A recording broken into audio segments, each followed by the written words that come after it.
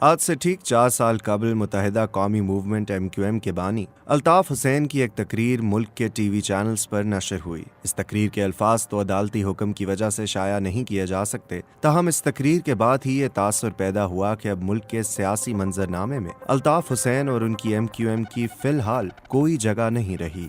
اس تقریر کے بعد نہ صرف ریاست کی جانب سے الطاف حسین کی تقاریر نشر و شائع کرنے پر پابندی عائد کر دی گئی، بلکہ خود ان کی اس MQM کے بھی ٹکڑے ہو گئے جو کسی زمانے میں ملک کی تیسری بڑی سیاسی جماعت ہوتی تھی، اور 1988 کے بعد پاکستان کے وفاق میں قائم ہونے والی کسی بھی حکومت کا ان کی حمایت کے بغیر قائم ہو جانا یا وجود برقرار رکھنا ناممکن سمجھا جاتا تھا۔ تو کیا الطاف حسین اور MQM کو عروج بھی اسی اسٹیبلشمنٹ نے عطا کیا تھا جس پر لان تان نے انہیں اس حالیہ زوال سے دوچار کر رکھا ہے، یا پھر اس عروج و زوال میں کوئی حصہ شخصیت پرستی، ذاتی انا اور آمرانہ طرز سیاست کا بھی ہے جس کے سحر سے MQM اور الطاف حسین دونوں ہی کبھی آزاد دکھائی نہیں دیے؟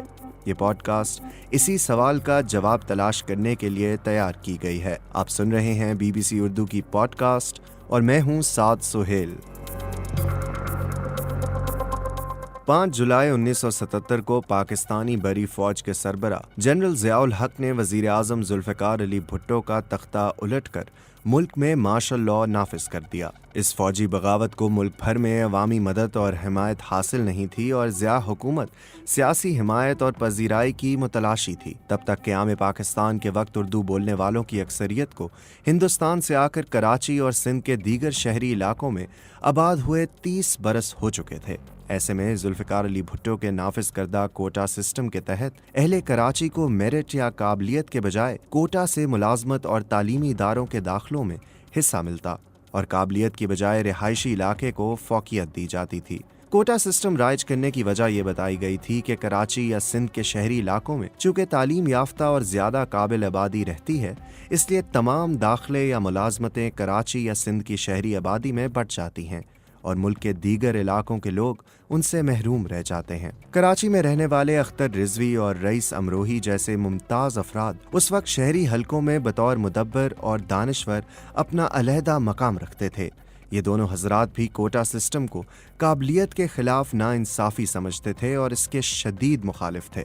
اس شہری آبادی کے بڑے حصے کا خیال تھا کہ کوٹا سسٹم جیسی ناانصافیاں اس لیے ہوتی ہیں کہ سندھ کی اردو بولنے والی آبادی کی کوئی سیاسی نمائندگی نہیں۔ دراصل اختر رضوی اور رئیس امروہی جیسے ممتاز شہریوں نے ہی کراچی کے نوجوانوں کو اپنی نمائندہ سیاسی تنظیم بنانے کا رہنما خیال پیش کیا، اور تنظیم سازی کے لیے سیاسی مواد اور تربیت فراہم کرنے میں بھی سب سے اہم کردار ادا کیا۔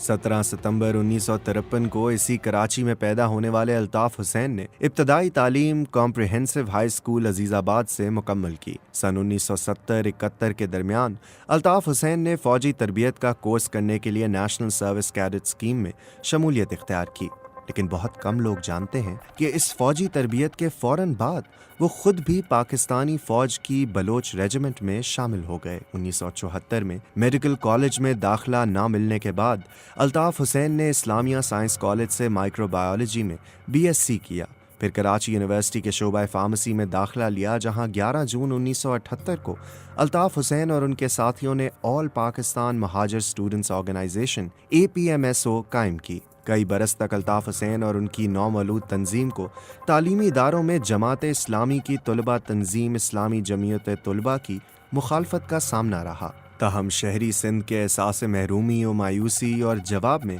انتہائی پرکشش نعروں کے سہارے طاقت اور تشدد پر مبنی مخالفت کے باوجود بھی تیزی سے مقبولیت حاصل کرتی یہ تنظیم شہر کے کئی تعلیمی اداروں میں جا پہنچی۔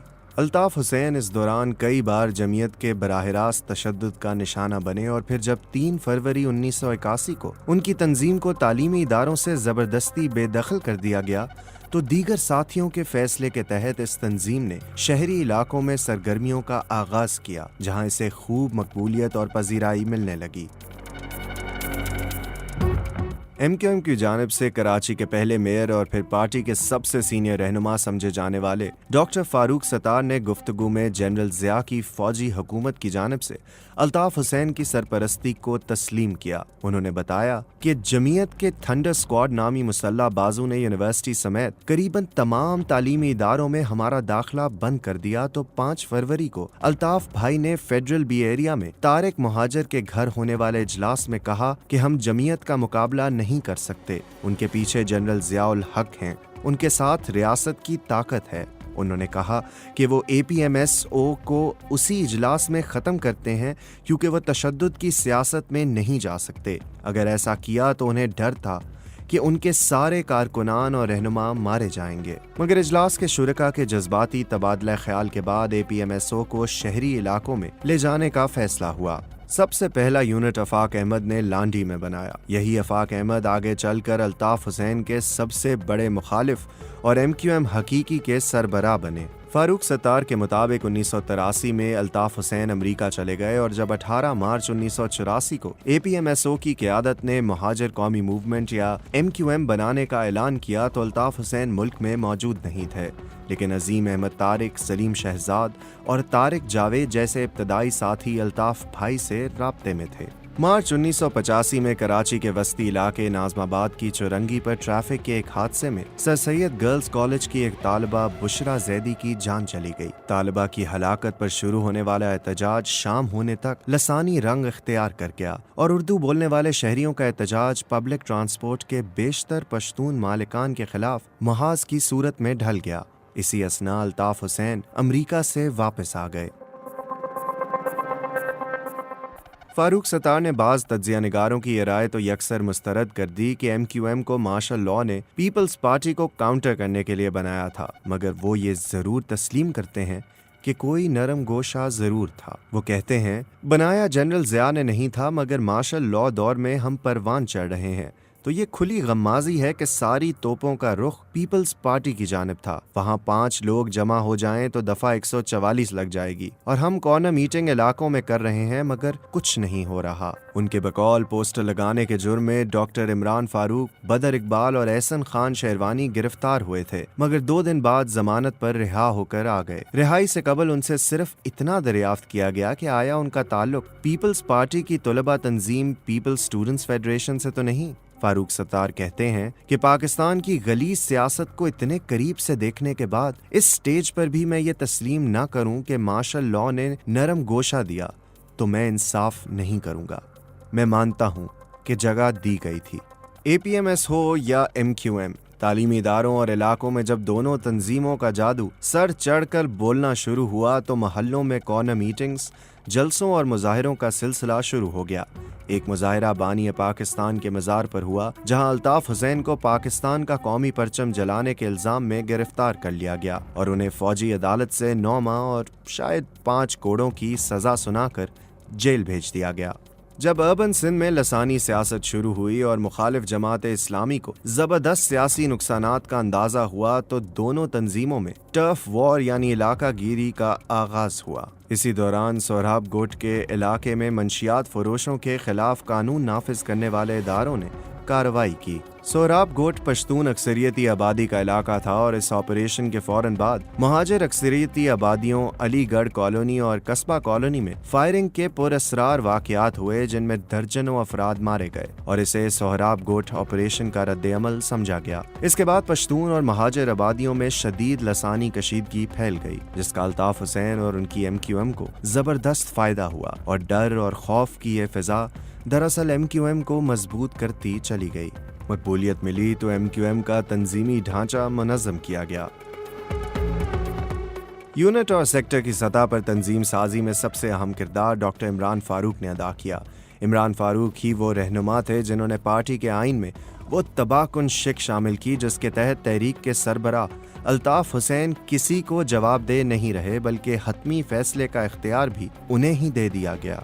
ज़िया दौर में सिर्फ बल्दियाती इंतखाबात होते थे तो नुमाइंदगी से महरूम आम लोगों को MQM के जरिए अपनी सियासी नुमाइंदगी की उम्मीद नजर आने लगी। MQM ने माहौल का फ़ायदा उठाया और 8 अगस्त 1986 को निश्तर पार्क में एक बड़ा जलसा करके ताकत के मुजाहरे का फैसला किया। گلی محلوں میں جلسوں اور مظاہروں کے ذریعے نشتر پاک کے جلسے کی زبردست تشہیر کی گئی۔ موسلادھار بارش کے باوجود 2 گھنٹے تک شعلہ بیانی کرنے والے الطاف حسین نے اس جلسے میں وہ جوہر دکھائے کہ لوگوں کو آج بھی PIA بڑے بھائی کی ایئر لائن کے طور پر یاد ہے۔ تمام لوگوں کو شعلہ بیانی پر قدرت رکھنے والے الطاف حسین میں اپنا ایک جارے اور زبردست ترجمان دکھائی دیا۔ جیو نیوز سے وابستہ سینئر صحافی مظہر عباس کہتے ہیں کہ نشتر پاک جلسے کی کامیابی نہیں الطاف حسین کے لیے 1987 کے بلدیاتی انتخابات میں کامیابی کی ایسی راہ ہموار کی جس کا اندازہ تو شاید خود الطاف حسین اور ان کی تنظیم کو بھی نہیں رہا ہوگا۔ ان انتخابات میں فقید المثال کامیابی کے نتیجے میں MQM نے تقریباً تمام نشستیں حاصل کیں اور ڈاکٹر فاروق ستار MQM کے پہلے میئر منتخب ہوئے۔ سن 1988 میں جب بہت طویل عرصے کے بعد ملک میں جماعتی بنیادوں پر عام انتخابات ہوئے تو الطاف حسین کی MQM نہ صرف کراچی و حیدرآباد کی تمام نشستوں پر فاتح رہی بلکہ سندھ کے کئی دیگر شہری علاقوں میں بھی نشستیں جیتنے میں کامیاب رہی۔ پھر حیدرآباد میں حیدر بخش جتوئی چوک پر ہونے والے جلسے میں جاتے ہوئے الطاف حسین کے قافلے پر سہراب گوٹھ کے قریب فائرنگ کا واقعہ ہوا جو ہمیشہ ایک معمہ رہا۔ مظہر عباس بتاتے ہیں پراسرار اس لیے کہ وہاں بعض ایسے پولیس افسران موجود تھے جنہیں اس وقت وہاں نہیں ہونا چاہیے تھا۔ وہ کہتے ہیں کہ اس واقعے میں حیدرآباد میں تقریباً 250 افراد ہلاک ہوئے اور بعد میں کراچی میں بھی فائرنگ کے واقعات میں تقریباً 150 کے لگ بھگ لوگ مارے گئے، مگر اس قتل عام کی وجوہات کبھی سامنے نہیں آ سکیں۔ سن 1988 کے انتخابات میں شہری سندھ پورا MQM اور دیہی سندھ مکمل طور پر پیپلز پارٹی کے حصے میں آیا اور دونوں جماعتوں نے مل کر صوبائی اور وفاقی حکومتیں تشکیل دیں۔ مقبولیت کی اس انتہا پر الطاف حسین کی MQM بلا شرکت غیر کراچی کے سیاسی، بلدیاتی، انتظامی اور مالی معاملات کی مالک بن گئی۔ 17 اگست 1987 کو طیارے کے حادثے میں جنرل ضیاء کی ہلاکت کے بعد کراچی سے تعلق رکھنے والے جنرل اسلم بیگ فوج کے سربراہ بنے، مگر نو منتخب وزیر اعظم اور پیپلز پارٹی کی سربراہ بے نظیر بھٹو سے ان کے تعلقات کبھی بہتر دکھائی نہیں دیے۔ مظہر عباس بتاتے ہیں کہ اسلم بیگ کے زمانے میں بے نظیر الطاف حسین کی حمایت سے محروم ہوئیں اور پھر اکتوبر 1989 میں ایوان میں عدم اعتماد کی تحریک سے بمشکل بچنے والی ان کی حکومت اگست 1990 میں صدر غلام اسحاق خان نے برطرف کر دی۔ تجزیہ نگاروں کے مطابق بے نظیر نے اس کا ذمہ دار فوجی اسٹیبلشمنٹ اور خاص طور پر خفیہ اداروں اور جنرل بیگ کو قرار دیا اور یہ موقف اختیار کیا کہ جنرل بیگ نے سیاسی قوتوں کو استعمال کر کے پیسے اور طاقت کے بل پر ان کی حکومت ختم کروائی۔ کہانی کو آگے بڑھاتے ہوئے MQM حقیقی کے سربراہ آفاق احمد نے جارحانہ انداز سے بتانا شروع کیا۔ 1989 کی بات ہے جب اسلم بیگ آرمی چیف تھے۔ انہوں نے مدعو کیا تو میں، الطاف حسین اور یوسف ایڈوکیٹ یونس حبیب کے گھر گئے تھے۔ وہاں اسلم بیگ نے الطاف حسین سے کہا، بھائی قومی دھارے کی سیاست کیجئے، اب آپ لسانی سیاست کو خیر باد کہہ دیجئے، آپ کا آگے مستقبل ہے۔ آفاق احمد کے مطابق جنرل بیگ کی اس بات پر الطاف حسین نے رسماً کہا کہ جناب ہمارے پاس اتنے وسائل کہاں، تو اسلم بیگ نے یونس حبیب سے کہا اور یونس حبیب نے فوراً پیسے دے دیے۔ آفاق احمد نے دعویٰ کیا کہ واپس آتے وقت انہوں نے گاڑی میں بیٹھتے ہی الطاف حسین سے کہا، آپ نے قومی دھارے کی سیاست کی بات کی ہے تو اگر آپ مہاجر تحریک کو ختم کر کے قومی دھارے کی سیاست کسی اور نام پر کرنا چاہتے ہیں تو ہم اس کو برداشت نہیں کریں گے، پھر ہم آپ کے ساتھ نہیں کھڑے رہیں گے۔ مظہر عباس سمیت کئی تجزیہ نگاروں کی رائے ہے کہ فوجی قیادت اور اسٹیبلشمنٹ پیپلز پارٹی کے مقابلے پر اپنے حامیوں پر مشتمل حزب اختلاف کا بلاک قائم رکھنا چاہتی تھی۔ جنرل بیگ کے زمانے میں ہی پیپلز پارٹی کے سابق رہنما غلام مصطفیٰ جتوئی اور دیگر کو ملا کر کمبائنڈ اپوزیشن پارٹی بنوائی گئی۔ ملک بھر میں اس کے جلسے ہوئے اور کراچی میں تو شاہراہ قائدین پر بہت ہی بڑا جلسہ ہوا جس میں الطاف حسین کا جادو بھی بولتا دکھائی دیا۔ بعد میں جتوئی صاحب نے تسلیم کیا کہ اسلم بیگ صدر بننا چاہتے تھے اور جتوئی صاحب کو تاثر تھا کہ وزیر اعظم وہ ہوں گے۔ جب صدر غلام اسحاق خان نے اسلم بیگ کو بطور آرمی چیف مدت ملازمت میں توسیع نہیں دی تو فوجی قیادت تبدیل ہوئی اور جنرل آصف نواز فوجی سربراہ مقرر ہوئے۔ اس وقت تک اپنی پارلیمانی طاقت کے بل پر کھڑی الطاف حسین کی MQM کو اپنی سیاسی اہمیت اور طاقت کا اندازہ تو ہو چکا تھا، مگر اس کے اصل منبع یعنی فوجی اسٹیبلشمنٹ کی طاقت کا اندازہ لگانے میں شاید کہیں چوک ہو گئی۔ الطاف حسین اور MQM نے علاقائی کنٹرول کی پالیسی اپنا لی۔ طاقت کے بل پر علاقوں کو اپنی گرفت میں رکھنے کی کوششوں میں بہت سے وار ارادی یا پھر غیر ارادی طور پر غلط بھی ہوئے۔ ان میں فوج کے میجر کلیم کو لانڈھی میں اغوا کرنے کی غلطی بھی شامل تھی۔ پاکستان میں طاقت کے سرچشموں کے قریب رہنے والی ایک شخصیت کے مطابق ایک بار تو یہ بھی ہوا کہ جنرل آصف نواز کی فون کال آئی تو الطاف حسین نے خود بات کرنے کی بجائے عمران فاروق کو کہا کہ تم بات کر لو۔ انہوں نے جب جنرل آصف نواز کو بتایا کہ الطاف حسین مصروف ہیں، آپ مجھے بتائیں، تو جنرل آصف نواز آگ بگولا ہو گئے اور انہوں نے فون بند کر دیا۔ اکتوبر 1990 کے پارلیمانی انتخابات کے بعد جنرل آصف نواز کی قیادت میں فوجی اسٹیبلشمنٹ نے کس رہنما کو MQM میں جرائم پیشہ عناصر کے خلاف فوجی آپریشن کا مشورہ دیا؟ یہ آپ جلد ہی جان پائیں گے پوڈ کاسٹ کے دوسرے حصے میں۔ اس پوڈ کاسٹ کے اسکرپٹ کے مصنف ہیں صحافی جعفر رضوی۔ ان کا تحریر کردہ آرٹیکل آپ BBC Urdu.com پر بھی پڑھ سکتے ہیں۔